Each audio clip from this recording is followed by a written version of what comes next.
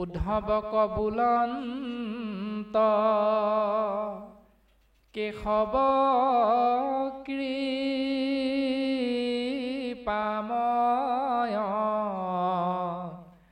পুছিলা পৰম ভাগৱত ধৰ্ম সয়। ইতিমধ্যে আয়ে কথাখিনি কৈ গৈছে যে ভগৱন্ত ইক্ষতত্ত্ব কৃষ্ণদেৱে यदा यदा हि धर्मस्य ग्लानिर्भवति भारत अभ्युत्थानमधर्मस्य तदात्मानं सृजाम्यहं परित्राणाय साधूनां विनाशाय सदुष्कृतं धर्म संस्थापनार्थाय सम्भवामि युगे युगे। অৰ্থাৎ ভগৱন্ত বস্তু যদিও জন্ম মৃত্যু ৰহিত অজ ব্ৰহ্ম, জন্ম নাই মৃত্যু নাই, তথাপি জন্ম ধৰা সুহি জন্মে জীৱৰ জনম দূৰ কৰা। ভগৱন্ত জন্ম নাই মৃত্যু নাই, সেইকাৰণে তেওঁ অজ ব্ৰহ্ম। তথাপিতো ভকতে যেনেকৈ বিচাৰে ভগৱন্ত তেনেকৈ জীৱৰ মংগলৰ অৰ্থে অৱতাৰ ধাৰণ কৰে, প্ৰকাশ হয়। সেই কথাটো অৰ্জুনৰ আগত ভগৱন্ত পুৰুষে সিদ্ধান্ত দিলে, মই ধৰাধামত গৈ জীৱৰ মংগল সাধনৰ বাবে অৱতাৰ ধাৰণ কৰোঁ যুগে যুগে, মানে সময়ে সময়ে। কাৰণ তিনিটা, এটা হ'ল দুষ্টক দমন সন্তক পালনৰ অৰ্থে, দুই হ'ল দুষ্কৃতিক বিনাশ কৰি সংস্কৃতি ৰক্ষা কৰা, তিনি হ'ল এই সংসাৰত ধৰ্মৰ ওপৰত যেতিয়া অধৰ্মই প্ৰভুত্ব বিস্তাৰ কৰিব বিচাৰে তেতিয়াই অধৰ্মক নাশ কৰি ধৰ্মক মই পুনৰ স্থাপন কৰি জীৱৰ মংগলৰ অৰ্থে ধৰাধামত অৱতাৰ ধাৰণ কৰোঁ। আৰু তেনেধৰণে অৱতাৰ ধাৰণ কৰিছে দৈৱকী নন্দন কৃষ্ণ তত্ত্বৰ ৰূপত। আৰু পূৰ্ণ ব্ৰহ্মই শ্ৰীকৃষ্ণ নাম লৈ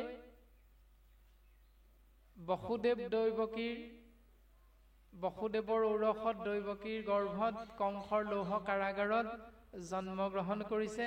আৰু প্ৰায় 125 বছৰ কাল ধৰাধামত মানৱী লীলা কৰিলে আৰু মানৱী লীলা সম্বৰণ কৰি স্বধাম বৈকুণ্ঠলৈ যোৱাৰ প্ৰস্তুতি কৰিছে। আৰু সেই প্ৰস্তুতি দেখি তেৰাৰ একান্ত ভকত উদ্ধৱে ভগৱন্তৰ চৰণ কমলত পৰি বাগৰি বাগৰি কান্দিছে আৰু কান্দি কাটি ভগৱন্তৰ চৰণত কিছু কিছু প্ৰশ্নৰ অৱতাৰণা কৰিছে যে তুমিতো যাবাগৈ, হে প্ৰভু তুমি মোক কৃপা কৰা, হয় তোমাৰ লগত মোক লৈ যোৱা, নহয় মোৰ মনৰ মাজত থকা সংশয়বিলাক তুমি দূৰ কৰি থৈ যোৱা। তেতিয়া ভগৱন্তই কৈছে, উদ্ধৱ তোমাক মই ৰাখিছো, তুমি ধৰাধামত থাকা, কাৰণ তুমি আমি দুয়ো গৈ মিলিব অনৰ্থ, লুপ্ত হৈব জ্ঞান ইটো ভকতিৰ পথ। মই গুচি গলে দ্বাৰকা নগৰ সাগৰত যাইবে তল, মিলিব লোকত বিমংগল। মই গুচি গলে মোৰ দ্বাৰকা নগৰখন সাগৰৰ পানীত ডুব যাব, জীৱৰ মাজত অমংগল হ'ব। কিন্তু তোমাক যদি মোৰ লগত লৈ গুচি যাওঁ উদ্ধৱ, তেতিয়াহ'লে জীৱই অধোগতিৰ পৰা পৰম গতি লাভ কৰিব পৰা যিটো মোৰ নাম শ্ৰৱণ কীৰ্তন মহাভক্তি পথটো জীৱৰ মাজত নাইকিয়া হৈ যাব উদ্ধৱ। সেইকাৰণে তোমাক মই এই ধৰাধামত ৰাখিব বিচাৰিছো, মোৰ নিৰ্গুণ নাম শ্ৰৱণ কীৰ্তন মহাভক্তি জীৱৰ মাজত প্ৰচাৰ কৰিবা আৰু জীৱই অধোগতিৰ বিপৰীতে পৰম গতি লাভৰ উপায়টো দৰ্শন পাব। তাৰ পাছত উদ্ধৱে ভগৱন্তৰ চৰণত প্ৰশ্ন কৰিছে যে হে প্ৰভু তুমি মোৰ প্ৰশ্নৰ উত্তৰ দিয়া, মনৰ সংশয় দূৰ কৰা। হে প্ৰাণ বন্ধু কৃষ্ণ মোক বুলিও বুজাই, ঋষি সমস্তৰ কিয় একমতি নাই। হে প্ৰাণবন্ধু কৃষ্ণ তুমি মোক বুজাই কোৱাচোন, এই ঋষিসকলৰ মাজত জীৱৰ মংগল হ'ব পৰাকৈ বেদ অধ্যয়ন কৰাৰ পিছত সকলোৱে এটা মত কিয় নিদিলে, সকলোৱে বেলেগ বেলেগ ধৰণে উত্তৰবিলাক দিলে। মই কথাটো বুজি পোৱা নাই। এতিয়া ভগৱন্তই তেতিয়া উত্তৰখিনি দিছে যে গুণৰ ইচ্ছায়ে বুজে যাৰ যেনমতি। এই কাৰণটো হ'ল গুণ অনুসাৰে, অৰ্থাৎ আমি হৰিধাৰী মনুষ্য নামৰ জীৱবিলাক প্ৰত্যেকে তিনি গুণৰ মাজত আছো। সেই তিনিটা গুণ হ'ল সত, ৰজ আৰু তম। এই তিনিটা গুণ, সেই তিনিটা গুণ যাৰ লগত যিটো গুণৰ প্ৰাধান্যতাটো বেছি তেওঁ সেই গুণ অনুসাৰে বুজি পায়। কাৰোবাৰ সাত্বিক গুণৰ প্ৰাধান্যতা বেছি, তেওঁ কোনোবাই কিবা এটা গালি পাৰিলেও খং নকৰে। কাৰোবাৰ তম গুণৰ প্ৰাধান্যতা বেছি, তেওঁ কোনোবাই কিবা এষাৰ কোৱাৰ আগতেই তই মোক চুই চাচোন বাৰু তোক কি কৰো চা। স্বাভাৱিক এটা খং ভাৱ থাকেই, সি এনেকে মোক কেলে গলে। কোনোবাই কিবা এটা কলেও তেওঁ আহি ইজনক লগাই দিয়াৰ লগে লগে কথাটো সঁচা নে মিছা বাজ বিচাৰ নকৰি সি মোক তেনেকে কৈছে তাক মই চাই ল'ম, আপোনা আপুনি খংটো উঠি যায়। তাৰমানে সেইবিলাক ৰজগুণ আৰু তম গুণ আৰু সতগুণ, সেই গুণ অনুসাৰে প্ৰত্যেকেই কথাবিলাক বুজি পায় নিজৰ নিজৰ মতি অনুসাৰে। আৰু শাস্ত্ৰত ভগৱন্ত পুৰুষে উদ্ধৱৰ আগত সেই প্ৰশ্নৰ উত্তৰ ভগৱন্ত পুৰুষৰ দ্বাৰা প্ৰকাশ কৰিছে।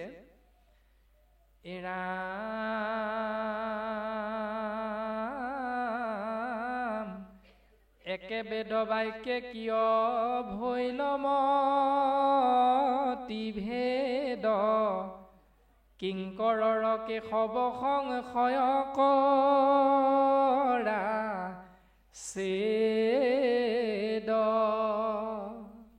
হে প্ৰাণবন্ধু কৃষ্ণ, বেদ একেখনেই, ঋষিমুনিসকলে পঢ়িলে, পঢ়াৰ পাছত প্ৰত্যেকে উত্তৰবিলাক মংগল অৰ্থে বেলেগ বেলেগকৈ কিয় দিলে?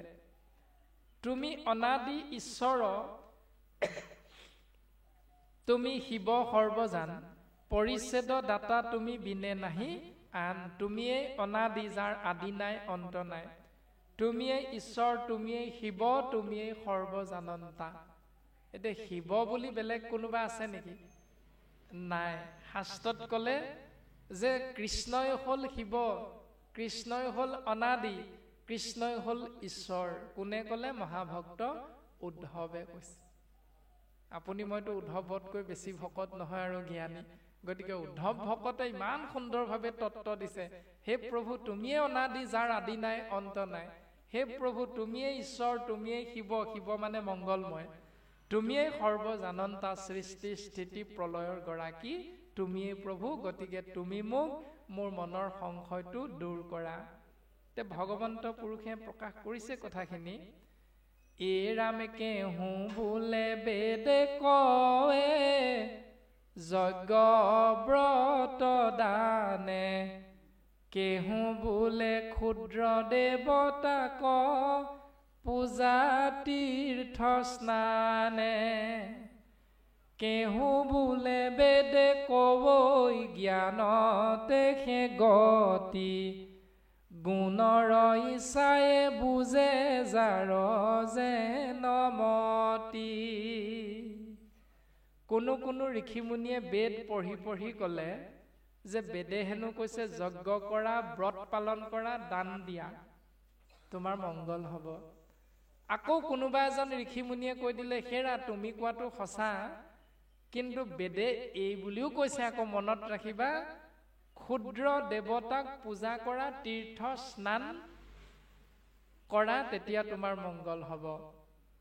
আকৌ কোনো কোনো ঋষিমুনিয়ে বেদ পঢ়ি পঢ়ি কৈ দিলে তোমালোকে কোৱাটো হয় বাৰু, কিন্তু মনত ৰাখিবা বেদে আকৌ এই বুলিও কৈছে বোলে কি, কেহু বোলে বেদে কবৈ জ্ঞানত এসে গতি, জ্ঞান মাৰ্গতহে জীৱৰ গতি আছে, কথাটো মনত ৰাখিবা। গতিকে সেই উদ্ধৱ এইবিলাক যুক্তি দিয়াৰ, এইবিলাক কথা কোৱাৰ মূল কাৰণটো হ'ল গুণৰ ইচ্ছায়ে বুজে যাৰ যেন মতি। ঋষিসকলৰ যাৰ যিটো গুণৰ প্ৰাধান্যতা তেওঁলোকে সেই গুণ অনুসাৰে বুজি লৈ জীৱৰ মাজত সেই কথাটো প্ৰকাশ কৰিলে। মই কওঁ শুনা উদ্ধৱ, যে ভক্তিৰ বাহিৰে এই সংসাৰৰ পৰা তৰি যাব পৰা দ্বিতীয়টা উপায় কিন্তু নাই। তোমাৰ আগত মই ইতিমধ্যে কৈছো, জ্ঞান কৰ্ম ভকতি কহিলো কৰি ভেদ, ভকতি পৰম পন্থ দিলো পৰি ছেদ। ভকতিয়ে হ'ল জীৱৰ মংগল সাধনৰ একমাত্ৰ সুগম পথ। আৰু সেই সুগম পথটো আশ্ৰয় কৰিবৰ বাবে আমি সমস্ত জনাকে গুৰুজন বস্তুৱে প্ৰকাশ কৰিছে। যদি আমি সেই সুগম পথ ভকতি আশ্ৰয় নকৰি ক্ষুদ্ৰ ক্ষুদ্ৰ দেৱ দেৱতাসকলক পূজা কৰোঁ, যজ্ঞ কৰোঁ, দান দক্ষিণাৰ মাজেৰে চলো, তেতিয়াহ'লে আমাক শাস্ত্ৰই এটা শব্দৰে গালি পাৰিছে। সেই শব্দটো কি? কটু মন্দমতি শাস্ত্ৰ নকৰে বিচাৰ, কৰৈ কুল ধৰ্ম পূৰ্ব পুৰুষ আচাৰ। কিছু এনে মহা মূৰ্খ লোক আছে যিসকলে শাস্ত্ৰ কোনোদিন অধ্যয়ন নকৰে আৰু শাস্ত্ৰ অধ্যয়ন কৰি ওপৰে ওপৰে চাই তাৰ তত্ত্বটো বিশ্লেষণ কৰিবলৈ চেষ্টা নকৰে, শাস্ত্ৰই কি কৈছে, আৰু নকৰি কি কৰে যে পূৰ্বপুৰুষৰ পৰা চলি অহা নিয়মটোকে ধৰ্ম বুলি পালন কৰিবলৈ লাগি যায়। এতিয়া এইখিনিতে পূৰ্বপুৰুষৰ পৰম্পৰাটোনো কি আমাৰ, সেইটো যদি আমি চিন্তা কৰোঁ তেতিয়াহ'লে উত্তৰ কি পাম? আপোনাৰ মোৰ গৃহস্থী ধৰ্ম পালন কৰাত কিছুমান পূৰ্বপুৰুষৰ নিয়ম পালন কৰোঁ। সেই নিয়মবিলাক সমাজ বিশেষে বেলেগ বেলেগ। ধৰি লওক বিবাহৰ প্ৰাক মুহূৰ্তত আমাৰ গৃহস্থী ধৰ্ম পালনত কোনো বাই আমি কি কৰোঁ, ন পুৰুষৰ চাউল খোৱা এনেকুৱা নিয়ম এটা পালন কৰোঁ। কৰেনে বাৰু আপোনালোকৰ এইফালে? কৰে? কৰেনে নকৰে? নকৰে নে কৰে? কৰে। কৃষ্ণ। ন পুৰুষৰ চাউল খোৱা এনেকুৱা কিছুমান। এতিয়া সেই যে ন পুৰুষৰ চাউল খোৱা বা এনেকুৱা ধৰণৰ নীতি নিয়মবিলাক যে আমাৰ পালন কৰা হয়, এতিয়া সেই ন পুৰুষ, শাস্ত্ৰই কৈছে 14 পুৰুষ, শাস্ত্ৰই কৈছে 21 পুৰুষ। এতিয়া আমি যদি চিন্তা কৰোঁ 9 পুৰুষতেনো কেলে ৰ'ব লাগে, অকণমান ওপৰ আৰু তাতকৈ আগলৈ যাওঁচোন, 14 পুৰুষলৈ যাওঁ। পিতৃৰ 7 পুৰুষ, মাতৃকুলৰ 7 পুৰুষ, 14 পুৰুষ। তাৰপাছত শাস্ত্ৰই কৈছে 21 পুৰুষ, পিতৃকুলৰ 14 পুৰুষ, মাতৃকুলৰ 7 পুৰুষ, সমান 21 পুৰুষ। সিমানখিনিলৈ যাবলৈ আমি কেলে চিন্তা নকৰোঁ? কাৰণ সিমানখিনি আমাৰ মনত নাই। আমাৰ শাস্ত্ৰই কি কৈছে যে আমি জীৱবিলাকৰ সৃষ্টি হ'লো ব্ৰহ্মাৰ দ্বাৰা। সেইকাৰণে ব্ৰহ্মাৰ মানস পুত্ৰ হ'ল স্বয়ম্ভুৱ মনু, আৰু মনুৰ দ্বাৰা আমি সৃষ্টি হোৱা জীৱবিলাকক শাস্ত্ৰই কৈছে মানুহ। এতিয়া মানুহৰ বয়সটো কিমান? আমাৰ বয়সটো, আয়ুসটো 100 বছৰ। এতিয়া এনেকৈ 100 বছৰ জীৱনটোত আমি যেতিয়া আগবাঢ়ি যাওঁ, এনেকুৱা 100 বছৰ জীৱনটো আগবঢ়াই নিওঁতে স্বৰ্গৰ দেৱতাসকলৰ স্বৰ্গত কিমান দিন হয় বাৰু? শাস্ত্ৰই কৈছে মাত্ৰ এদিন। মনুষ্যৰ হ'ল 100 বছৰ। এতিয়া মনুষ্যৰ 100 বছৰৰ এবছৰত কিমান দিন থাকে? 365 দিন।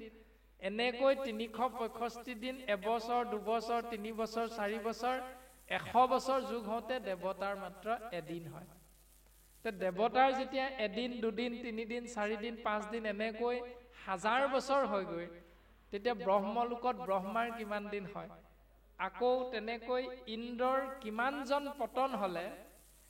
71 বছৰ হ'লে, 71 যুগ, সত্য ত্ৰেতা দাপৰ কলি, সত্য ত্ৰেতা দাপৰ কলি, সত্য ত্ৰেতা দাপৰ কলি, এনেকৈ 71 যুগ পাৰ হ'লে এজন স্বয়ম্ভুৱ মনুৰ বয়সটো সমাপ্ত হয়।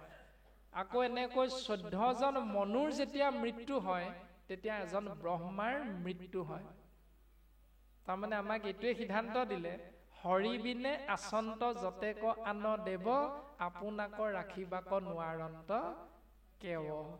যে ঈশ্বৰ কৃষ্ণৰ বাহিৰে বাকী সকলোৰে মৃত্যু হয়। ব্ৰহ্মলোক পৰ্যন্ত মৃত্যুৰ পৰা হাত সাৰিব নোৱাৰে, ব্ৰহ্মাৰো মৃত্যু হয়। আমি এতিয়া কাৰ ওচৰলৈ যাম? গতিকে শাস্ত্ৰই ক'লে যে কৃষ্ণই হ'ল চৈতন্য, সেই কৃষ্ণ তত্ত্বক পাবৰ বাবে একমাত্ৰ পথটো হ'ল ভক্তি। গতিকে আমি যাৰ ওচৰলৈ যাম সেইজন মৃত্যু ৰহিত হ'ব লাগিব, জন্ম মৃত্যু ৰহিত হ'ব লাগিব। আমি যদি ইন্দ্ৰক পূজা কৰোঁ, ইন্দ্ৰৰ মৃত্যু হ'ব।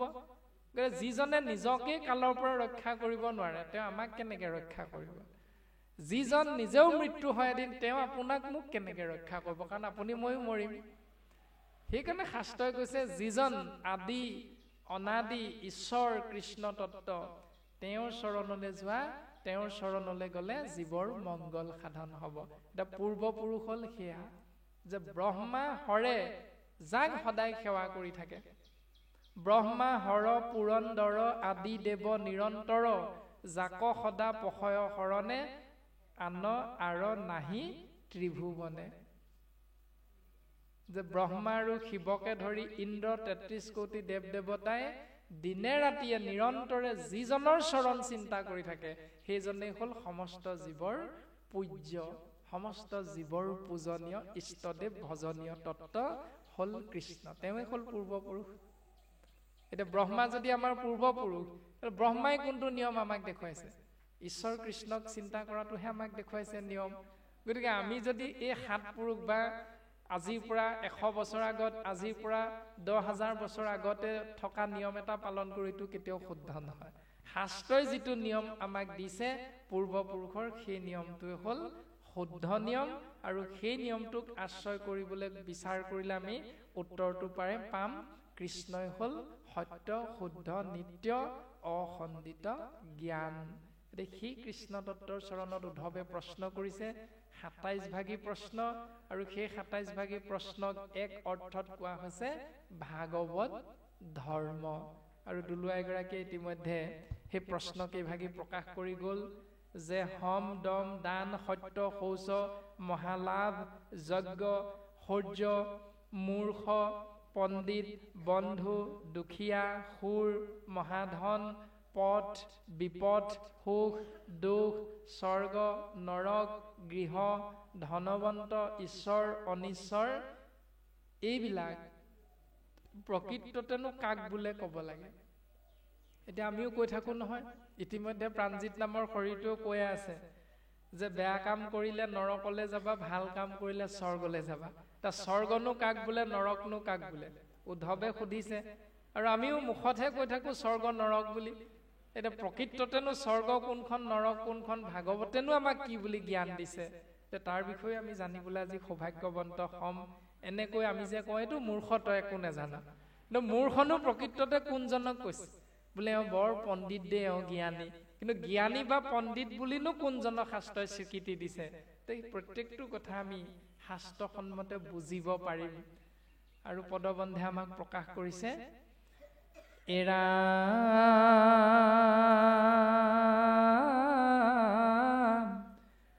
মোৰ মনে ধৰি যিটো তেজেলো ভকাম জানিবা উদ্ধৱ বন্ধু ধৈৰ্যতাৰ নাম। এতিয়া ধৈৰ্য কাক বোলে উদ্ধৱে সুধিছিল, ভগৱন্ত কৃষ্ণই কৈছে ধৈৰ্য সেইটোক বোলে উদ্ধৱ যে মোৰ কথা চিন্তা কৰি কৰি যিজনে মনৰ পৰা লোভ ত্যাগ কৰিব পাৰে।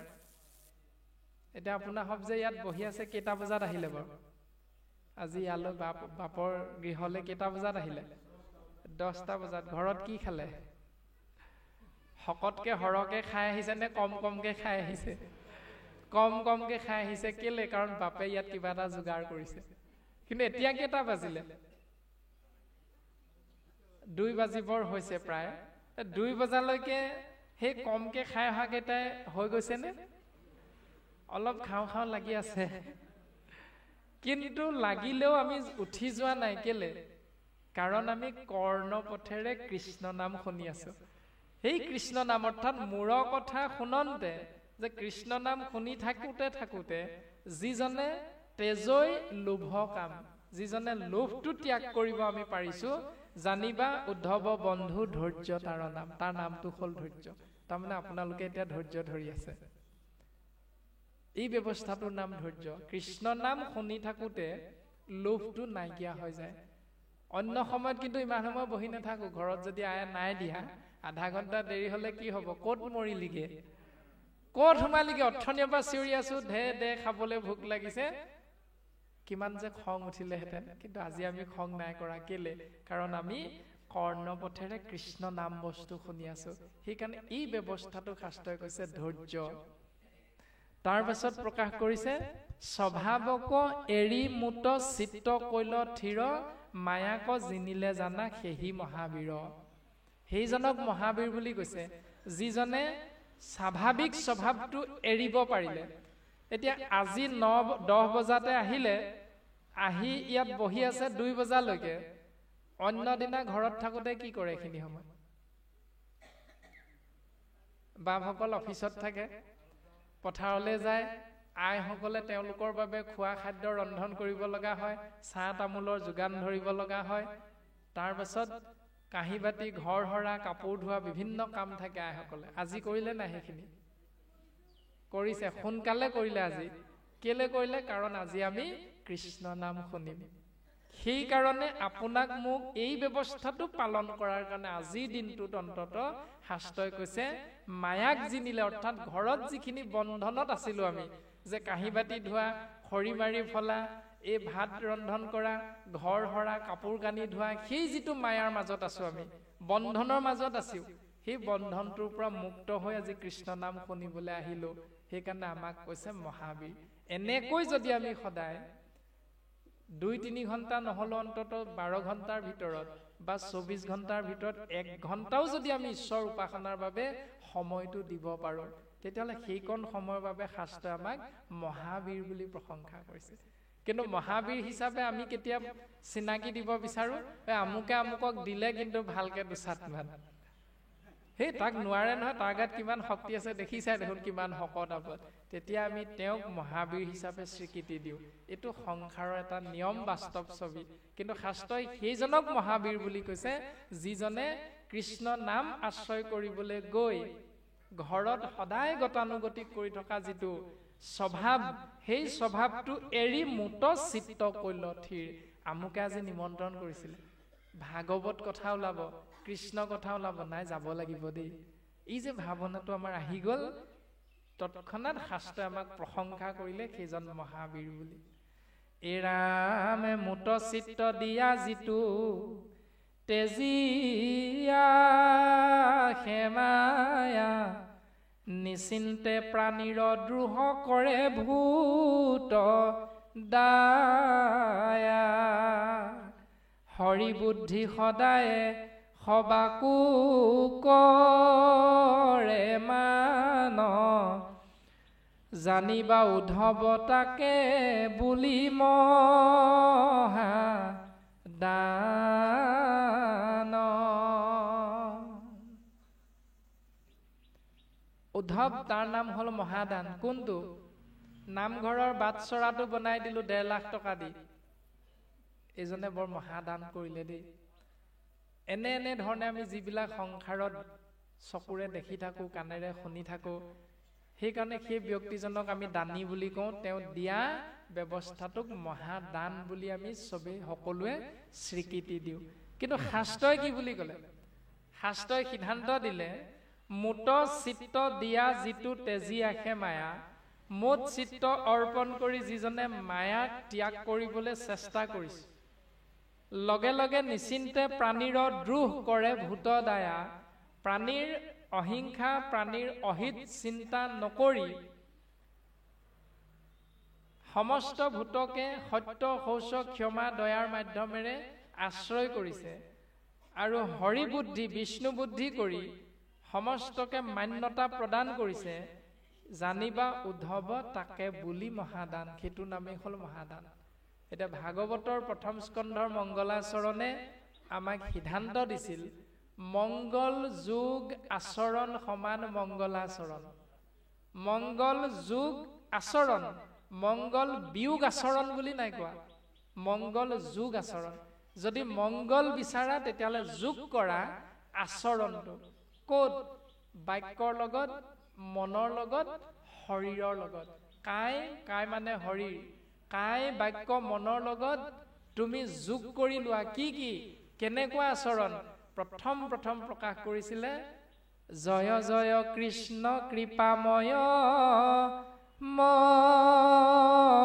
মহেশ্বৰ, যাৰ আজ্ঞা শিৰে বহে ব্ৰহ্মা হৰি হৰ।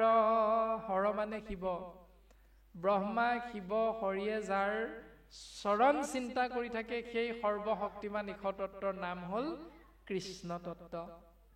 যিজনাতকৈ শ্ৰেষ্ঠতম ঈশ্বৰ দ্বিতীয়জন নাই। প্ৰমাণ কৃপাময় মহেশ্বৰ। মহেশ্বৰ শব্দৰ অৰ্থ মহান ঈশ্বৰ, অৰ্থাৎ ব্যাকৰণৰ সন্ধি ভাঙিলে আমি উত্তৰটো পাম মহাযোগ ঈশ্বৰ সমান মহেশ্বৰ। কিয় হ'ল? সন্ধিত আমি প্ৰত্যেকে পাইছিলোঁ ব্যাকৰণ পঢ়োঁতে যে আ যোগ দীৰ্ঘই সমান এ, আ যোগ দীৰ্ঘই সমান এ। এতিয়া প্ৰথম শব্দটো হ'ল মহা।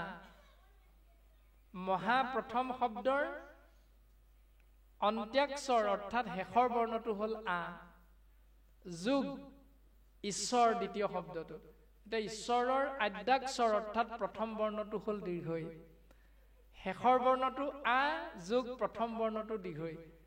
আ যোগ দীৰ্ঘই সমান সন্ধিত পাইছো এ, সেইকাৰণে মহা যোগ ঈশ্বৰ সমান মহেশ্বৰ হৈছে। ইমান সুন্দৰভাৱে গুৰুজন বস্তুৱে সন্ধি ভাঙি আমাক কথাখিনি বুজাই দিছে যে কৃষ্ণতকৈ শ্ৰেষ্ঠতম দ্বিতীয়জন ঈশ্বৰ নাই। সেইজন ঈশ্বৰ কেনে কেনে ৰূপত থাকে প্ৰকাশ কৰিছে। মৎস্য কুৰ্ম আদি অংশ অৱতাৰ যাৰ, ঈশ্বৰ কৃষ্ণক কোটি কোটি নমস্কাৰ। তেওঁ কেনেকুৱা ৰূপত থাকে? জীৱৰ মংগলৰ অৰ্থে মৎস্য ৰূপ ধাৰণ কৰিছে।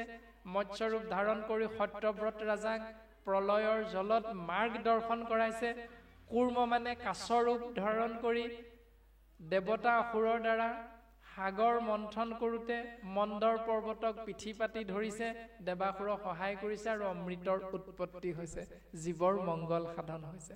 এনেকৈ বৰাহ ৰূপ ধাৰণ কৰিছে, হিৰণ্যাক্ষক বধ কৰি দুষ্টক দমন কৰি সন্তক পালন কৰিছে। নৰসিংহ ৰূপ ধাৰণ কৰিছে, হিৰণ্যকশিপুৰক বধ কৰিছে। এনেকৈ ভগৱন্তই সমস্ত ভূততে ব্যাপ্তমান যে হৈ আছে সেই কথাটো তেওঁ প্ৰকাশ কৰিছে। তাৰ পাছত আমি সাম্প্ৰতিক সময়ত দৰ্শন পাওঁ যে ইছলাম ধৰ্মৰ প্ৰৱৰ্তক হজৰত মহম্মদ আৰু সেই ধৰ্মৰ ধৰ্মাৱলম্বী লোকসকলে পশ্চিম দিশৰ ফালে মূৰ কৰি সেৱা কৰে, হয়নে বাৰু? পশ্চিম ফালে মূৰ কৰি সেৱা কৰে। আৰু হিন্দু ধৰ্মৰ ব্যক্তিসকলে বাপাইসকলে কোনফালে মূৰ কৰি সেৱা কৰে? পূব ফালে মূৰ কৰি সেৱা কৰে। তাৰমানে গুৰুসকলে কি দৰ্শন কৰাইছে? তুমি পূব ফালে মূৰ কৰিয়ে সেৱা কৰা, পশ্চিম ফালে মূৰ কৰিয়ে সেৱা কৰা, কোনো কথা নাই, ভগৱন্ত সৰ্বত্ৰতে বিৰাজমান। এই সত্যটোহে আমাক দৰ্শন কৰাই আছে। বোলে এইসকলে পশ্চিম ফালে মূৰ কৰি সেৱা কৰে, ঈশ্বৰ পশ্চিম ফালে আছে নাই বুলি আপুনি মই ক'ব পাৰিম নি? ঈশ্বৰ সৰ্বত্ৰতে আছে। গতিকে গুৰুসকলে প্ৰত্যেকে প্ৰত্যেক দিশত জন্মগ্ৰহণ কৰি প্ৰত্যেক শিষ্যসকলৰ প্ৰতি সুন্দৰভাৱে এনেকৈ ঈশ্বৰ তত্ত্বৰ উপলব্ধিৰ দৰ্শনটো বুজাই দিছে আমাক। গতিকে আমি তাত লৈ বিচাৰ বিশ্লেষণ কৰি হাই কাজিয়া কৰি লাভ নাই। বোলে ভগৱন্ত পশ্চিম ফালে নাই, পূব ফালে আছে, ভগৱন্ত উত্তৰত নাই, দক্ষিণেহে আছে, এনেকুৱা কোনো নিয়ম শাস্ত্ৰই নাই দিয়া। মাত্ৰ সিদ্ধান্ত দিছে ভগৱন্ত সৰ্বত্ৰতে বিৰাজমান হৈ আছে। সেইকাৰণে আমাক সিদ্ধান্ত দিলে মৎস্য ৰূপত ভগৱন্ত, কুৰ্ম ৰূপত ভগৱন্ত, সৰ্ব জীৱ আত্মাৰূপে ভগৱন্তই আছে একে তত্ত্ব। গতিকে আমি বৰ্তমান পদবন্ধে পালো নিশ্চিন্তে প্ৰাণীৰ দ্ৰোহ কৰে ভূত দায়া। প্ৰাণী হিংসা নকৰি সমস্ত ভূতক দায়া কৰিবলৈ কৈছে। এতিয়া আমি কি কৰো? আমি কিন্তু বাকী জীৱবিলাকক হত্যা কৰি কৰি তাৰ মাংস আহাৰ হিচাপে গ্ৰহণ কৰো। এতিয়া এইটো জানো ভাগৱতে আমাক দিলে ধৰ্ম বুলি? নিশ্চয় নাই দিয়া। ভাগৱতৰ প্ৰথম পদেই ক'লে যে মংগল যদি বিচাৰা কায় বাক্য মনৰ লগত শাস্ত্ৰই কোৱা সেই নিয়ম আচৰণটো তুমি যোগ কৰি লোৱা। এজন ব্যক্তিয়ে কৈছে, আমাৰ এতিয়া স্বাভাৱিক ধৰ্মবিলাকৰ বিষয়ে চিন্তা কৰিলে উত্তৰ পাম এনেকৈ।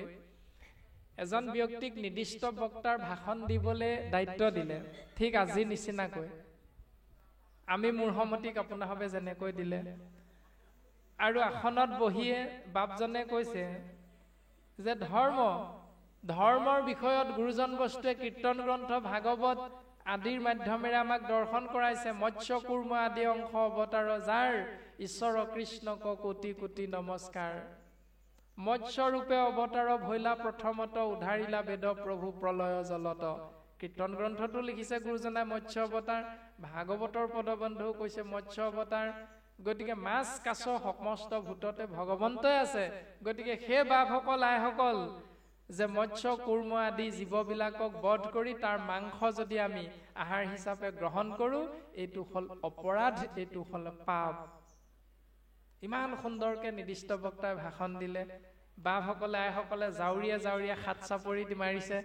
তাৰ পাছত যেতিয়া বাপজন গৈ ঘৰ পালেগৈ, আইগৰাকীক কৈছে খেৰা ভোক লাগি আহিছে, কিবা এমুঠি দিয়া। আয়ো লগতে গৈছিলে সেইদিনা। লগতে গৈ আই বুজি পালো আমাৰ এজনক সেইকাৰণে ইমানকে ভকতে মাতি থাকে। আজিহে বুজি পালো বাপ আমাৰ এখেতে ইমান ধুনীয়াকে বুজাই দিয়ে। গতিকে মই এইখিনি কথা বুজি পোৱা নাছিলো, আজি ভালকে বুজি পালো। ঘৰত গৈ যেতিয়া ভোক লাগিছে বুলি ক'লে, আয়ে লাহেকে বাপজনৰ কাৰণে যোগাৰ কৰিলে। যোগাৰ কৰি কম সময়ৰ ভিতৰতে সিদ্ধ ৰন্ধন কৰি বাপৰ আগত আগবঢ়াই দিলে। বাপে লাহেকে সুধিছে হেৰা বোলে কি হ'ল? এই ৰাতিপুৱা যে সভালে যাওঁতে মাগুৰ মাছৰ তৰকাৰীখন খাই গৈছিলো, এই তৰকাৰীখন কি কৰিলা? বৰ ভাল লাগিছিলে। আয়ে তৎক্ষণাৎ বাপক উত্তৰ দিছে, ৱা কি বাপ, ইমান ধুনীয়াকে ভাষণত কলা মৎস্য কুৰ্ম ভগৱন্তৰ অৱতাৰ, মই আজিহে বুজি পালো মাছ খোৱাটো অপৰাধ পাপ বুলি। গতিকে সেই স্বামী আপোনাৰ কথাখিনি বুজি পাই মই ৰাতিপুৱা বনোৱা সেই ৰন্ধন কৰা মাগুৰ মাছৰ তৰকাৰীখন মই পেলাই দিলো। তেতিয়া বাপে কৈছে তুমিও কমাই নহয় বোলে, কি হ'ল? এইবিলাক মই মিটিঙত কোৱা কথাহে। এইবিলাক হ'ল মিটিঙত কোৱা কথা। এতিয়া আমাৰো তেনেকুৱাই হৈ আছে। মিটিঙত বা সভা সমিতি আমি ঢেৰ তেনেকৈ লেকচাৰ মাৰো। নামঘৰতো গৈ আমি কৃষ্ণ কৃষ্ণ হৰি হৰি বিষ্ণু বিষ্ণু ৰাম ৰাম কিমান যে কি নকৰো, কিন্তু ঘৰত তাৰ ওলোটাটো কৰো। তাৰ বিপৰীত নিয়মটো হ'ল সেইটো।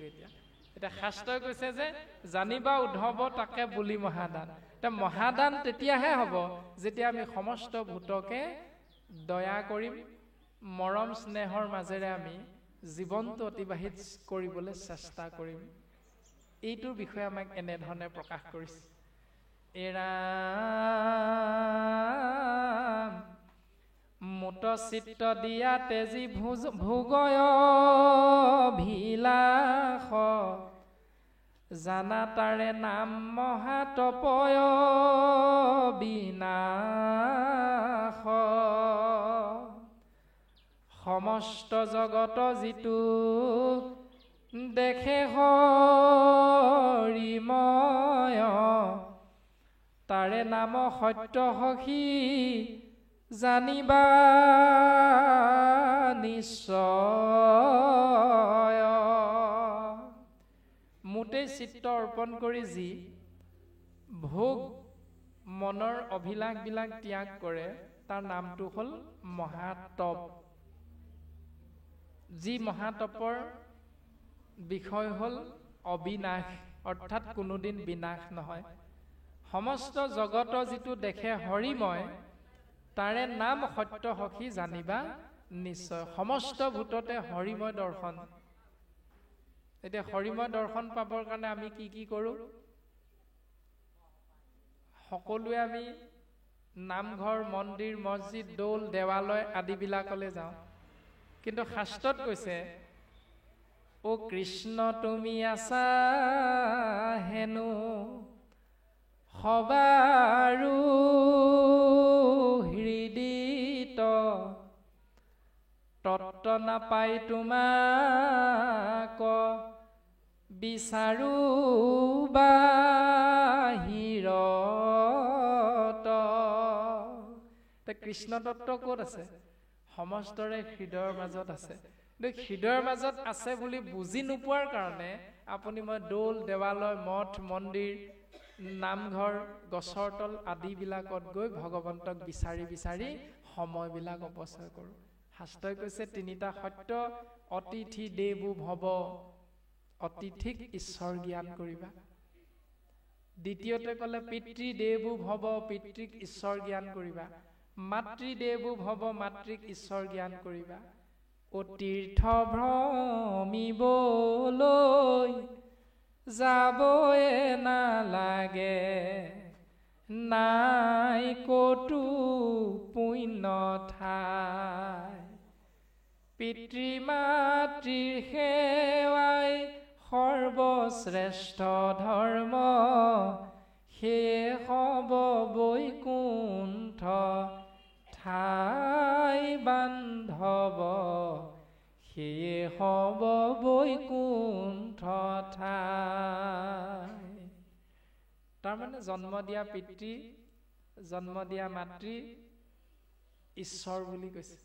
সেই পিতৃ মাতৃক সেৱা কৰি যদি শাস্ত্ৰসন্মতে আমি জীৱনটো যাপন কৰোঁ, তেতিয়াহ'লে আপোনাৰ মোৰ গৃহভাগীয়ে হ'ল বৈকুণ্ঠ। গতিকে ভগৱন্ত আমাৰ সেয়াই। প্ৰমাণটো গণেশেও দিছে। গণেশ আৰু কাৰ্তিকৰ মাজত এবাৰ প্ৰতিযোগিতা হৈছিল। সেই প্ৰতিযোগিতাত গণেশে কি কৰিছে যে শিৱ আৰু পাৰ্বতীক আসনত বহুৱাই শিৱ আৰু পাৰ্বতীক কেন্দ্ৰ কৰি ৩ পাক ঘূৰিছে। অন্য হাতেদি কাৰ্তিকে গোটেই বিশ্ব ব্ৰহ্মাণ্ড ঘূৰিছে। প্ৰতিযোগিতাৰ মূল বিষয়বস্তু আছিল বিশ্ব ব্ৰহ্মাণ্ড ঘূৰি কোনে আহি পিতৃ মাতৃৰ সন্মুখত আগতীয়াকৈ উপস্থিত হ'ব পাৰিব। গণেশে উপস্থিত বুদ্ধি কৰিছে, পিতাহি স্বৰ্গ পিতাহি ধৰ্ম পিতাহি পৰমং তপ। যদি পিতাই স্বৰ্গ হয়, পিতাই ধৰ্ম হয়, তেতিয়াহ'লে পিতৃ মাতৃক বহুৱাই ৩ পাক ঘূৰি দিলে স্বৰ্গ মৰ্ত্য পাতাল ঘূৰা হৈ গ'ল। সেইটোৱে সত্য যে পিতাই হ'ল ঈশ্বৰ, মাতাই হ'ল ঈশ্বৰ। গতিকে সেই ভাৱনাযুক্ত হৈ পিতৃ মাতৃৰ সেৱাৰ মাধ্যমেৰে আমি যিসকলে গৃহস্থী ধৰ্ম সন্তান হিচাপে পালন কৰি থাকিম, তেতিয়াহ'লে তেওঁলোকে ঈশ্বৰৰ কাষত থাকিবলৈ পায়। ৩ নম্বৰতে ক'লে অতিথি দেৱো ভৱ, অতিথিক ঈশ্বৰ জ্ঞান কৰিবলৈ কৈছে। আজি মূৰ গৃহ তীৰ্থটো অধিক পবিত্ৰ ভৈল আশেষ, যিহেতু সাক্ষাতে জগতৰ গুৰু আপুনি ভৈলা প্ৰৱেশ। এতিয়া তেওঁ সোধে নেকি আপোনালোকে? আমি কোনোবাই সোধো নি বোলে আপোনাৰ উপাধিটো কিনো? আপুনি যে আমাৰ ঘৰলৈ আহিলে আপোনাৰ নামটো কি? আপুনি যে আমাৰ ঘৰলৈ আহিলে আপুনি শিক্ষাগত অৰ্হতাটো কিমান? আপোনাৰ চাৰ্টিফিকেটখন কিমান দেখুৱাব নেকি? সোধোনে কোনোবাই? কোনেও নাই সোধা। আজি প্ৰাণজিত নামৰ শৰীৰটোকো সোধা নাই। ঘৰ ক'ত, দেউতাকৰ নাম কি, মাকৰ নাম কি, কিমান কোৱালিফাইড, আপোনালোকেতো একো বিচাৰ কৰা নাই। এতিয়া মাত্ৰ বহুৱাই দিছে, কৃষ্ণ কথা কৈ থাক। কিমান জানে কিমান নাজানে সেইবোৰ পাছৰ কথা। গৃহতে মাতিলে কৃষ্ণ কথা আমি শুনিম। কেলে শুনিম? কাৰণ মোবাইলত আমি পাই থাকোঁ, মোবাইলত দেখি থাকোঁ। আজি ওচৰৰ পৰা চামগে। উদ্দেশ্য বেলেগ বেলেগ প্ৰত্যেকৰে, যে মোবাইলত সদায় দেখি থাকোঁ, আজি ওচৰৰ পৰা দেখিম, চাই আহোঁগে। কোনোবাই আকৌ ভাবি আহিছোঁ কি, যদি সুবিধাকণ পাওঁ চেলফি একপিও মাৰি আনিম। তাৰমানে প্ৰত্যেকৰে ভাৱনাটো ইয়ালৈ অহাৰ, প্ৰত্যেকৰে ভাৱনাটো বেলেগ বেলেগ। কিন্তু ভাৱনা যিয়ে নহওক, গুৰুজনাই কৈছে জ্ঞানে বা অজ্ঞানে মাধৱৰ নাম ফুৰে যিটো জনে কুঁৱৰী, তাংক মূৰ বুলি খাতে চক্ৰ ধৰি ৰাখিয়া ফুৰন্ত হৰি। যে ভগৱন্তৰ নাম ললে কি হ'ব, কৃষ্ণ বুলি ক'লে কি হ'ব, কেলেনো কৃষ্ণ বুলি ক'ব লাগে? উত্তৰটো আমি দিব নোৱাৰিবও পাৰোঁ ঘৰত গৈ। বোলে মা, তুমি যে কৃষ্ণ কথা আজি শুনিলা, নাম শুনিলে কি হয়নো? আইসকলে হয়তো সন্তানক ঘৰত গৈ উত্তৰ দিব নোৱাৰিবও পাৰে। বাপসকলেও হয়তো বোলে, দেউতা তোমালোকে ইমান সময়নো কি কৰিলা তাত? বোলে শুনতো কৃষ্ণ নাম শুনিলো, ইমান ভাল লাগিলে। বোলে দেউতা মোকো কোৱাচোন, কি কৃষ্ণ নাম শুনিলা? কৃষ্ণনো কোন, কেনেকুৱানো দেখিবলৈ? হয়তো আমি ঘৰত গৈ সন্তানক বুজাই দিব নোৱাৰিবও পাৰোঁ। কিন্তু শাস্ত্ৰই কৈছে জ্ঞানে বা অজ্ঞানে, জানিয়ে লওক বা নাজানিয়ে লওক, কিন্তু কেৱল কৃষ্ণ নাম যদি আশ্ৰয় কৰা, তেতিয়াহ'লে ভগৱন্ত পুৰুষে সেই জীৱক ভক্তক কৃপা কৰে।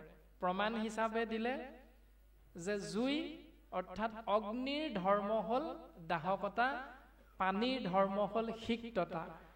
অগ্নি মানে জ্বলি থকা একুৰা জুইত আপোনাৰ মোৰ মাত নুফুটা থুপুক থাপাককে খোজ কঢ়া শিশুটিয়ে যদি জ্বলি থকা জুইকুৰাত হাতখন ভৰাই দিয়ে, জুইকুৰাই ক'ব নেকি বোলে ল'ৰাটোৰ মাত ফুটাই নাই, নাজানিহে মোৰ বুকুত হাতখন ভৰাই দিলে, মই নুপুৰোচোন দিয়া? জুইয়ে নুপুৰিব নেকি হাতখন? কাৰণ জুইৰ স্বাভাৱিক ধৰ্মই হ'ল দাহকতা।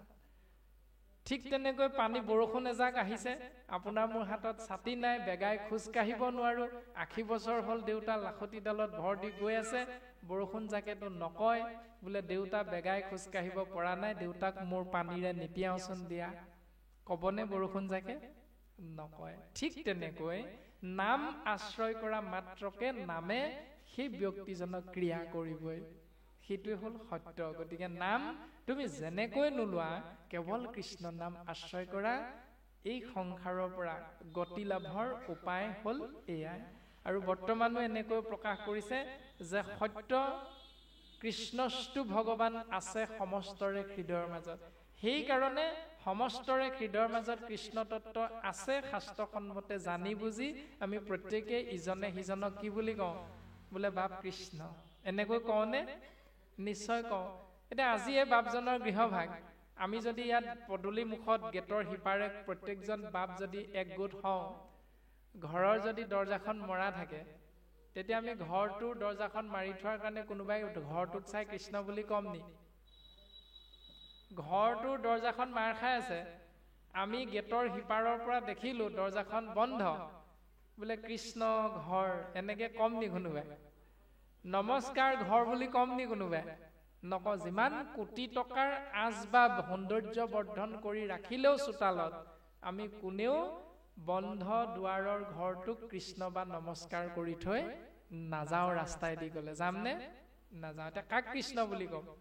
যদি বাৰান্দাতে কলা হলেও কণা হলেও কোজা হলেও যদি আইতা এগৰাকী বহি থাকে, যদি আইতা গৰাকী আপোনাৰ মোৰ চিনাকি হয়, তেতিয়া কি বুলি ক'ম? অ' আইতা বহিছে, কমনে? আইতাক আমি কৃষ্ণ বুলি কৈ থৈ যাম। তাৰমানে অৰ্থটো কি? এতিয়া এই শৰীৰটো হ'ল আমাৰ গৃহ। কাৰ গৃহ? ইয়াত এক শক্তি তত্ত্ব আছে, নাম হ'ল আত্মা। সেই আত্মা তত্ত্বই হ'ল কৃষ্ণ তত্ত্ব। এতিয়া আমি সেই তত্ত্বটোকহে কৃষ্ণ বুলি কৈছো ইজনে সিজনক। কিন্তু যেতিয়া আত্মা তত্ত্বটো ওলাই যায়, তেতিয়া সেই ঘৰটো এনেই পৰি থাকে। তাৰমানে বগা কাপোৰে যে ঢাকি দিয়ে, তেতিয়া হয়। সেই হটোক কোনোবাই কৃষ্ণ বুলি কয় নি? কোনেও নকয় কৃষ্ণ বুলি। ঠিক তেনেকৈ আমাক শাস্ত্ৰই সেই সিদ্ধান্তটোকে দিছে, সমস্ত জীৱৰ হৃদয়ৰ মাজত সেই নেদেখা এক তত্ত্ব আছে, যি তত্ত্বক আমি সকলোৱে ভগৱান, সকলোৱে কৃষ্ণ আদি বিভিন্ন ধৰণে শাস্ত্ৰসন্মতে নামাকৰণ কৰি আমি প্ৰত্যেকে বুজিবলৈ চেষ্টা কৰো।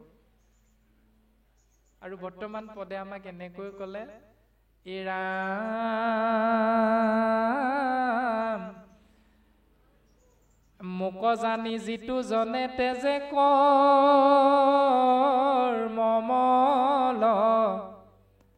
তাকে সেবুলয় শৌচ জানা মহাবল।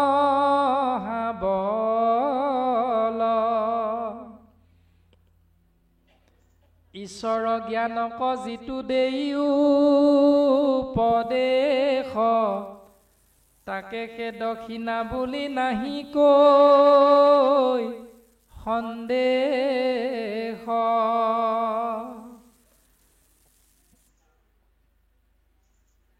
মোক জানি যিজনে কৰ্মমলটো ত্যাগ কৰে, তাৰ নামেই হ'ল শৌচ।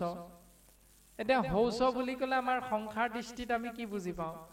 শৌচ মানে হ'ল যেতিয়া দুবাৰ তিনিবাৰ মান লোভত এগাল মান খাই দিম, খাই দিয়াৰ লগে লগে যেতিয়া বাহিৰ ফুৰিবলৈ যাব লগা হয়, সেই ব্যৱস্থাটোৰ নাম হ'ল শৌচ, আৰু সেই নিয়মটোৰ নাম হ'ল শৌচাচাৰ। এতিয়া সেই শৌচ যেতিয়াই এজনে সেই ঘৰটোত সোমাই থাকিব, ইজনৰ যেতিয়া ভৰ হৈ থাকে, তেতিয়া বাৰু অৱস্থাটো কেনেকুৱা হয়? এইটো ইমান দেৰি ওলাই অহা নাই ঘৰটোৰ পৰা, তোৰ হ'ল নাই বুলি আপুনি মই দৰ্জা ঢকিয়াই থাকিব লাগিব। আৰু যেতিয়াই আমি সেই ব্যৱস্থাটোৰ পৰা ওলাই আহিম, তেতিয়া আমাৰ কিমান ভাল লাগে, এতিয়াহে শান্তি পালো। কওঁনে নকওঁ বাৰু? কওঁ কৃষ্ণ। এতিয়া তাৰ পৰা আমি চিন্তা কৰিব লাগে।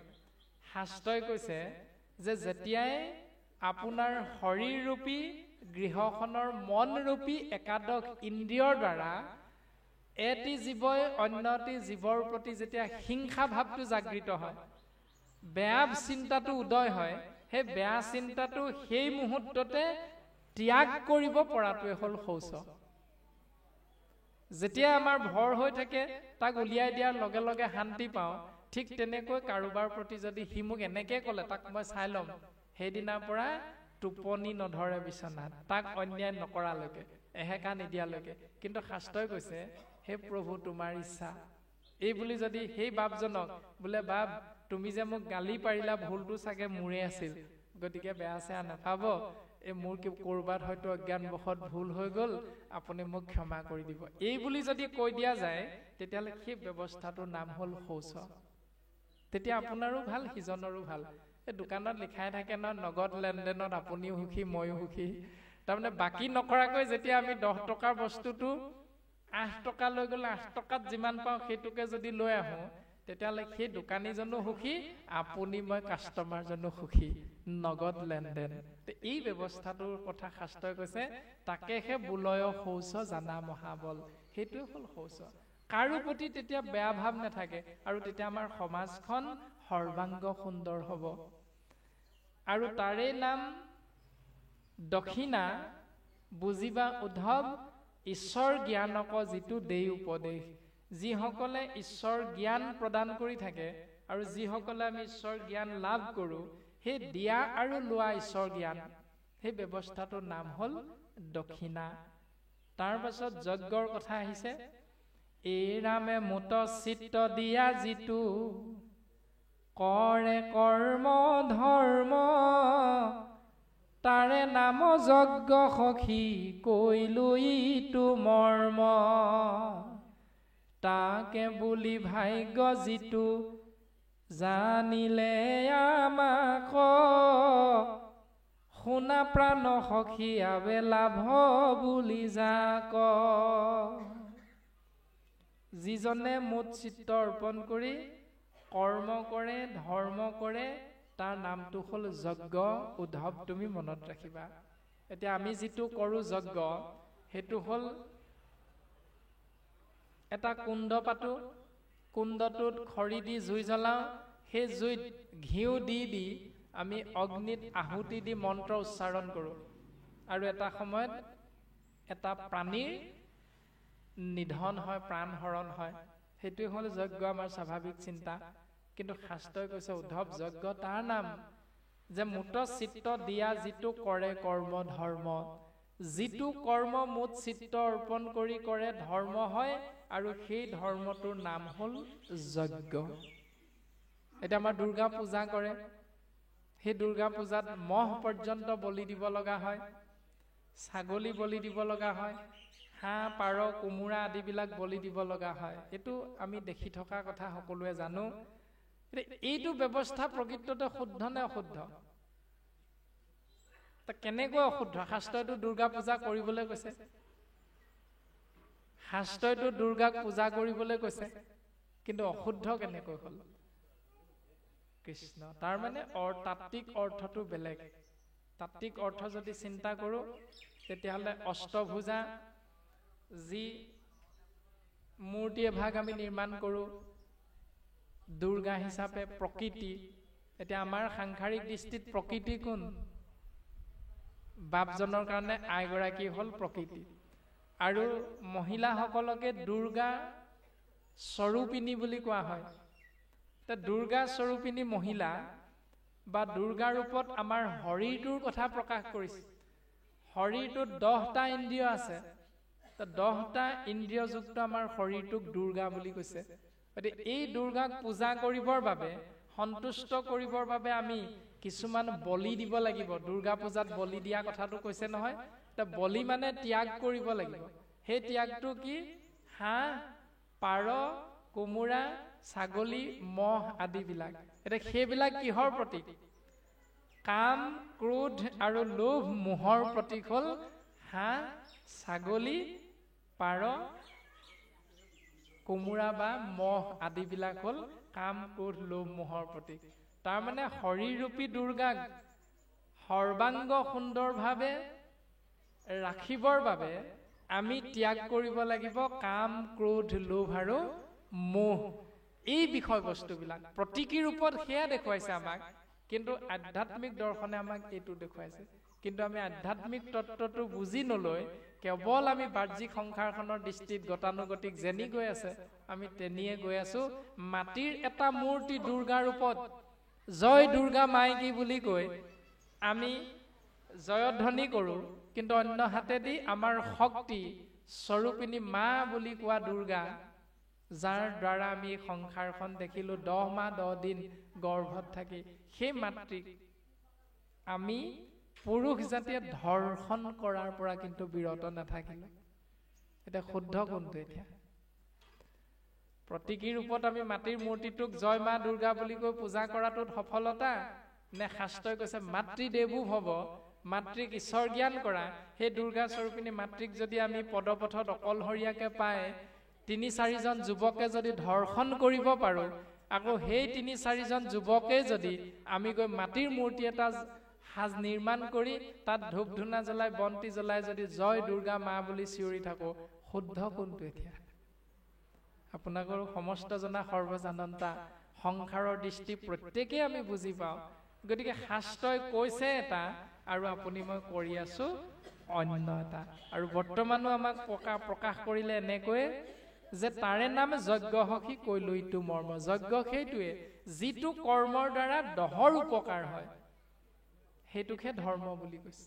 এতিয়া আপুনি মই 3য় স্কন্ধ কপিল দেৱহূতিৰ সুন্দৰভাৱে সিদ্ধান্ত দিছে যে বেদমন্ত্ৰে প্ৰতিমাত কৰয় অৰ্চন, নাহি তাৰ ফল হবে কিছু বিৰম্বন। যে বেদৰ যিমানবিলাক ডাঙৰ ডাঙৰ মন্ত্ৰ আছে, সেই মন্ত্ৰবিলাক উচ্চাৰণ কৰি কৰি তুমি যিমানেই কৰ্ম নকৰা কিয়, যদি প্ৰাণীক হিংসা কৰা, প্ৰাণীক যদি হিংসা কৰি সেই কৰ্মটো কৰা, তেতিয়াহ'লে তাত কিছু ফল নধৰে বুলি কৈছে। নাহি ফল কিছু তাৰ হবে বিৰম্বন, তাৰ পৰা জীৱৰ কোনো লাভ নহয়। এতিয়া সেইটো চিন্তা কৰিলে আমিতো উত্তৰবিলাক পাইছোৱে প্ৰত্যেকে। শাস্ত্ৰই কৈছে যে আপোনাৰ মোৰ কৰ্মটো ধৰ্মলে তেতিয়াহে ৰূপান্তৰিত হ'ব যেতিয়া আপোনাৰ মোৰ উপাৰ্জনৰ 4 ভাগৰ 1 ভাগ অন্তত আমি ঈশ্বৰৰ নামত অৰ্পণ কৰিম। যদি সমস্ত ভূততে ভগৱন্ত বিৰাজমান, তেতিয়াহ'লে আপোনাৰ মোৰ জন্মদিনটোত সন্তানৰ জন্ম বাৰ্ষিকীত যেতিয়া টাউনৰ পৰা এজন ভিক্ষাৰী আহিব, তেতিয়া আপুনি মই কি কৰোঁ? চোতালত হলেও বাৰান্দাত হলেও বহুৱাই সেই ভিক্ষাৰীজনক আপুনি মই খুৱাই বুৱাই পঠিয়াই দিওঁ। কিন্তু একেজন ভিক্ষাৰীয়ে যেতিয়া মহানগৰীত ট্ৰেফিক জামত আমি ফচি থাকোতে বোলে 10 টকা এটা দিয়ক, কিবা এটা দিয়ক বুলি যেতিয়া হাতখন আগবঢ়াই দিব, তেতিয়া আমাৰ মনৰ ভাৱ কেনেকুৱা হয়? এই খুচুৰা নাই যা, হয়নে বাৰু? তেনেকুৱা মানুহেই ভগৱান বুলি কৈছে, অথচ মানুহক ভগৱান বুলি শাস্ত্ৰই কোৱাৰ পাছতো আমাৰ দৰ্শনটো কি? এটা জীয়া সাপ যেতিয়া আপোনাৰ মোৰ ঘৰত ওলাব, তেতিয়া সাপটোক মাৰিবলৈ খেদি ফুৰো নাই বাৰু? কিন্তু যেতিয়া সাপটো শিলৰ হয়, তেতিয়া সাপটো যদি শিলৰ হয় তেতিয়া কি কৰো? ধূপ ধূনা জ্বলাই পূজা কৰো, কাৰণ শিৱৰ মূৰ্তিটোত সাপ এটা থাকে লিংগটোৰ ওপৰত। সেই সাপটোক পূজা কৰো কাৰণ সি শিলৰ। কিন্তু যেতিয়া চৈতন্য জীৱটো ওলাই সাপ ৰূপত, তেতিয়া তাক মাৰিবলৈ খেদি ফুৰো। এইটোৱে মনুষ্যৰ ধৰ্ম আমাৰ। যেতিয়া নিগনিটো সঁচা ৰূপত আপোনাৰ মোৰ ঘৰত পিট পিটাই ফুৰিব, নিগনিটোক মাৰিবলৈ ফান পাতো, দৰৱ দিওঁ, কিন্তু যেতিয়া নিগনিটো শিলৰ হয়, গণেশৰ বাহন কি, তেতিয়া নিগনিটোক ধূপ ধূনা জ্বলাই পূজা কৰো। তাৰমানে আমাৰ মনুষ্যৰ ব্যৱস্থাখিনি চাওক। মনুষ্যই ভগৱান অৰ্থাৎ চৈতন্য শক্তিক এৰি জড়ক ভজো আমি। গতিকে সেইকাৰণে আমাৰ জীৱৰ অধোগতি। এইখিনি আমি বুজিম কেতিয়া, শিকিম কেতিয়া, আৰু তাক পালন কৰিবলৈ চেষ্টা কৰিম কেতিয়া? শাস্ত্ৰই কিন্তু সুন্দৰভাৱে এইখিনি কথাকে কৈছে। এৰাম সমস্ত ভূততে আছো, মই মহেশ্বৰ,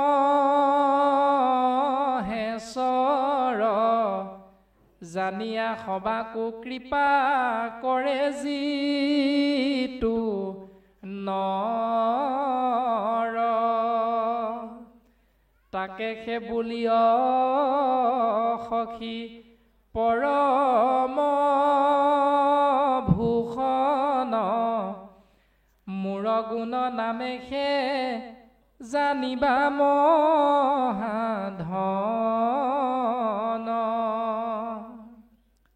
উদ্ধৱ, সমস্ত ভূততে মহেশ্বৰ ৰূপত ময়ে প্ৰকাশমান, সেইকাৰণে সমস্তকে এই তত্ত্বটোৰে জানি লৈ তুমি সমস্তকে কৃপা কৰিবলৈ সহায় কৰিবলৈ চেষ্টা কৰিবা।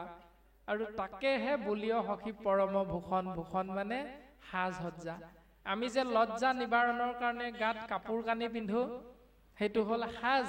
কিন্তু শাস্ত্ৰই কৈছে তোমাক কিমান দামী কাপোৰ পিন্ধিছা এইটো চাই তোমাক কৃষ্ণ বুলি নকয়, তোমাক সা সন্মান নজনায়। তোমাৰ মুখৰ বাক্যটো কেনেকুৱা সেইটোৰ ওপৰতহে তুমি সন্মানৰ যোগ্য হ'ব পাৰিবা। সেইটোকে আমাৰ স্বাভাৱিক অৰ্থত এনেকুৱা যে এজন মানুহৰ সৌন্দৰ্যতাটো কেতিয়ালৈকে থাকে। যদি আমি উত্তৰটো বিচাৰো তেতিয়া প্ৰত্যেকৰে উত্তৰ বেলেগ বেলেগ হ'ব। সৌন্দৰ্যতাটো কোনোবাই কৰে যৌৱনটো থকালৈকে, কোনোবাই ক'ব 40 বছৰ মানলৈকে ধুনীয়া হৈ থাকে। কিন্তু আমি সেইভাগে নাজানো। শাস্ত্ৰই কৈছে সৌন্দৰ্যতা তেতিয়ালৈকে থাকে যেতিয়ালৈকে মানুহজনে মুখেৰে কথা নকয়, তেতিয়ালৈকে থাকিব। এতিয়া আপোনালোক সকলো মনে মনে বহি আছে, সেইকাৰণে আপোনালোকৰ সৌন্দৰ্যতাটো প্ৰকাশ পাই আছে। কিন্তু যেতিয়া আপোনালোকে মুখেৰে মাতষাৰ মাতি দিব তেতিয়াই আপোনাৰ স্বভাৱটো ওলাই পৰিব। আপুনি কি বুলি কৈ দিব একো দি নাই নহয়। এতিয়া কি বকি আছে মনে মনে থাক বুলি কৈ দিলে সেইজনৰ চৰিত্ৰটো গম পাই গ'ল। ইমান দিনে কৃষ্ণ বুলি ভাবি আছিলো, ইমান ধুনীয়াকে বহি আছে, শেষত এয়াহে ক'লে গৈ গৈ। তাৰমানে তেওঁ কেনেকুৱা স্বভাৱৰ, কিমান ধুনীয়া, সেই মুখেৰে কথা কোৱাৰ আগমুহূৰ্তলৈকেহে সৌন্দৰ্যতাটো থাকে। যেতিয়া মুখেৰে কথাষাৰ প্ৰকাশ কৰি দিম, ভাৱনাটো আপুনি মই বুজি পাই যাম। আৰু বুজি পোৱাৰ লগে লগে তেওঁৰ প্ৰতি ইমান সময় থকা শ্ৰদ্ধা ভক্তিটো ঘৃণালৈ ৰূপান্তৰিত হৈ যায়। সেইকাৰণে কৈছে সৌন্দৰ্যতা, সেই বিষয়বস্তুটো প্ৰকাশ কৰিছে। তাকেহে বুলিয় সখী পৰম ভূষণ। গতিকে আমাৰ কয় নহয় কথাতে এনে ধৰণে যে মূৰ গুণ নামেহে জানিবা মহাধন। মোৰ গুণ নাম আশ্ৰয় কৰি যিজনে বাক্য নিক্ষেপ কৰিব সেইটোৱে হ'ল মহাধন। বোলে কৃষ্ণ বাপজন ভালে আছে, বোলে কৃষ্ণ এগৰাকী কোনফালে যায় বহুত দিন দেখা নাই, আমাৰনো কি বেয়া পালে, আমাৰ গৃহলৈ যে পাক এটাও নমৰা হ'ল। বোলে কৃষ্ণ এগৰাকী নকবা আৰু, এইকেইদিন ইমান কৰ্ম ব্যস্ততাৰ মাজত আছো, নিশ্চয় আহিম দিয়া, তুমি বেয়া নাভাবা। এই ধৰণে বাক্য যদি নিক্ষেপ কৰো বা আদান প্ৰদান কৰো তেতিয়াহ'লে শাস্ত্ৰসন্মতে এইটো শুদ্ধ। যদি ইয়াৰ বিপৰীতে কেলে মই তোৰ ঘৰলৈ আহো নাহো, তোৰ দৰকাৰ নাই নহয়, মই কলৈ যাওঁ কি কৰো তোৰ চাই থাকিবলৈ, জানিব আৰু তেওঁৰ প্ৰতি আপোনাৰ মোৰ ধাৰণাটো কেনেকুৱা হয়। গতিকে এখন সমাজ সৰ্বাংগ সুন্দৰ হ'বৰ বাবে আমাৰ শৰণৰ যিটো ব্যৱস্থা, যে ভকতিৰ বীজ শৰণেখে নিজ, প্ৰেমানন্দ তাৰ ফল, শৰণ বিনাই ভকতি কৰয়, এৱা ঘটৰ যেন জল। গুৰুজনে আমাক শিকাইছে কৃষ্ণ সংস্কৃতি। গুৰুজনে আমাক শিৱ সংস্কৃতি নাই শিকোৱা, গুৰুজনে আমাক ব্ৰহ্মা সংস্কৃতি নাই শিকোৱা, গুৰুজনে আমাক ঋষিৰ সংস্কৃতি নাই শিকোৱা, গুৰুজনে আমাক শিকাইছে কৃষ্ণ সংস্কৃতি। আমাৰ কৃষ্ণ সেইজন ইষ্টদেৱ যিজনে মুহূৰ্ততে কোটি কোটি ব্ৰহ্মাণ্ড কটাক্ষতে সৃজন কৰিব পাৰে, আৰু যিজনে মুহূৰ্ততে কোটি কোটি ব্ৰহ্মাণ্ড নাশ কৰিব পৰা এক মাৰণাস্ত্ৰ সুদৰ্শন চক্ৰ হাতত লৈ থাকে, থাকিও কিন্তু 100 বাৰ গালি পৰালৈকে শিশুপালক একো কৰা নাই। সেইটো সংস্কৃতি গুৰুজনে আমাক শিকাইছে। সেইটো হ'ল কৃষ্ণ সংস্কৃতি, যে সদায় হাঁহি মুখেৰে থাকিব, কোনোদিন পোনপটীয়াভাৱে কাৰো লগত বিদ্বেষ নকৰে। কিন্তু কোনোবা এজনে বিদ্বেষ কৰিলেও তেওঁক যিমান পাৰে নম্ৰভাৱে শ্ৰদ্ধা সহকাৰে বুজাবলৈ চেষ্টা কৰে, আৰু নুবুজিলেও কিন্তু কোনোদিন তেওঁক বেয়া নাপায়, কাৰণ সেইটো গুণগত মানদণ্ডৰ ওপৰত নিৰ্ভৰ কৰে। সেইটো হ'ল গুৰুজনে আমাক দিয়া কৃষ্ণ সংস্কৃতি। কিন্তু অন্য হাতেদি শিৱ সংস্কৃতিত কি আছে আপোনাৰ সবে জানে, অসুৰৰ ভজনীয় তত্ত্ব হ'ল, অনাৰ্যৰ তত্ত্ব হ'ল শিৱ তত্ত্ব। গতিকে সেই ব্যৱস্থাটোত কি হয় আপোনাৰ সবে জানে, আন মাৰ কাঠ খাওঁ। প্ৰমাণ ভৃগুমুনিৰ ওপৰত যেতিয়া দায়িত্ব পৰিছিল যে ব্ৰহ্মা বিষ্ণু মহেশ শিৱ তিনিওজনৰ ভিতৰত শ্ৰেষ্ঠ কোন, তেতিয়া ভৃগুমুনিয়ে দায়িত্ব লৈ যেতিয়া গ'ল ব্ৰহ্মাৰ ওচৰ পালেগৈ, ব্ৰহ্মাই ভৃগুমুনিক গালি পাৰিলে যে মোৰ পুত্ৰ হৈ মোৰ আজ্ঞা নোলোৱাকে মোৰ গৃহত প্ৰৱেশ কৰিছ, এই বুলি কৈ ব্ৰহ্মাই ভৃগুমুনিক গালি পাৰিলে। তেতিয়াই ভৃগুমুনিয়ে বুজি পালে যে ব্ৰহ্মা কেতিয়াও জীৱৰ উপাস্য তত্ত্ব হ'ব নোৱাৰে। ২ নম্বৰতে যেতিয়া শিৱৰ গৃহত প্ৰৱেশ কৰিলে, তেতিয়া নন্দী ভিংগিয়ে বাধা দিয়া স্বত্বেও ভৃগুমুনিয়ে ক'লে ব্ৰাহ্মণ সকলোতে অনাধিকাৰ প্ৰৱেশ, কোনো আজ্ঞাৰ প্ৰয়োজন নাই প্ৰৱেশ কৰিবলৈ। গতিকে পোনে পোনে গৈ একদম শিৱৰ শুৱনি কোঠা পালেগৈ। আৰু শিৱই পাৰ্বতীয়ে তেতিয়া পাশা খেলি আছিল, আনন্দত মজি আছিল। আৰু ভৃগুমুনি যেতিয়া উপস্থিত হ'ল, তেতিয়া শিৱই খং কৰি নিজৰ শূলেৰে ভৃগুমুনিক মাৰিবৰ বাবে উদ্যত হৈছে। তেতিয়া ভৃগুমুনিয়ে কৈছে আপুনিও কেতিয়াও জীৱৰ উপাস্য তত্ত্ব হ'ব নোৱাৰে।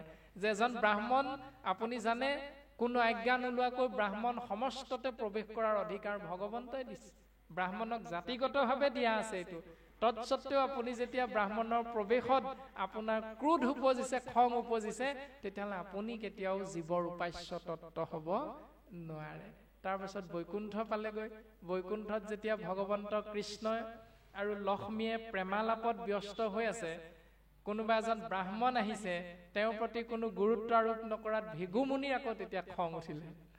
খং উঠি ভৃগুমুনিয়ে পোনে পোনে গৈ ভগৱন্ত কৃষ্ণৰ বুকুত এটা গুৰ মাৰিছে।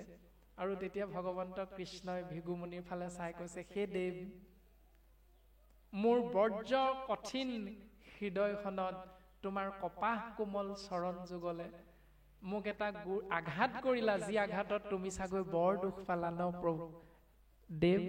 এই বুলি ভগৱন্তই সেৱা জনাইছে। আৰু তেতিয়া ব্ৰাহ্মণ ভৃগুৱে চকুৰ পৰা চকু পানী ওলাইছে যে তুমিহে প্ৰকৃততে সমস্ত জীৱৰ গৰাকী। সেই দৰ্শন শাস্ত্ৰই আমাক দিছে আৰু গুৰুজনে আমাক শিকাইছে সেই সংস্কৃতি যাক কোৱা হয় কৃষ্ণ সংস্কৃতি। আৰু যেতিয়া আমি কৃষ্ণ সংস্কৃতিৰ মাজেৰে নিজৰ জীৱন আগবঢ়াই নিবলৈ চেষ্টা কৰিম, আমাৰ সমাজখন সৰ্বাংগ সুন্দৰ হ'ব।